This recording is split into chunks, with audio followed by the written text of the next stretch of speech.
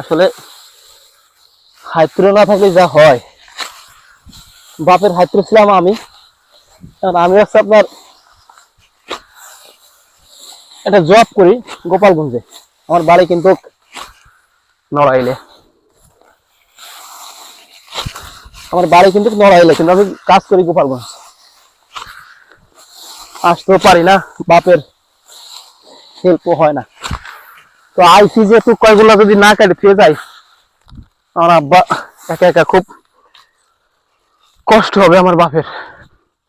যতটুকু পারি, যতটুকু আমার কুলায়, যে রোদ উঠছে ভাই, আসলে ধান কাটার মতো নাই। আমার কিন্তু চলে যেতে বলছে, আমারে আর বাপ চলে যেতে কইছে, যে রোদ্রের ভিতরে থাকা যাবে না।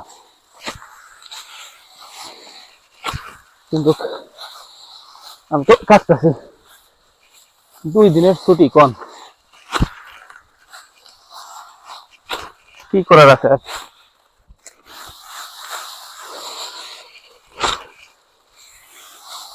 মেঘ বৃষ্টির সময়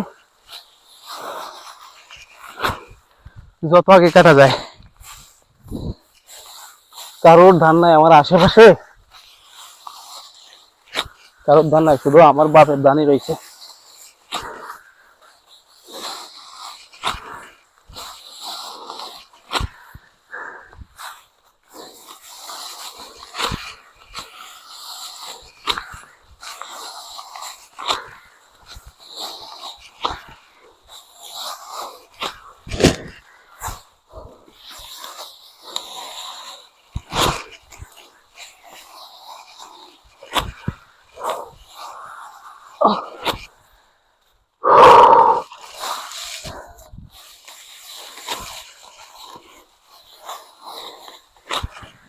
ভারী কষ্ট কিন্তু ধান কাটা।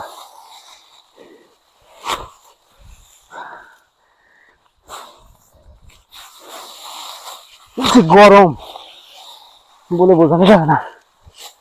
আর আমাদের মতো কৃষক ছেলে ফেলে জীবনে ভারী কষ্ট। না আছে টাকা পয়সা, না আছে বড় শিক্ষা,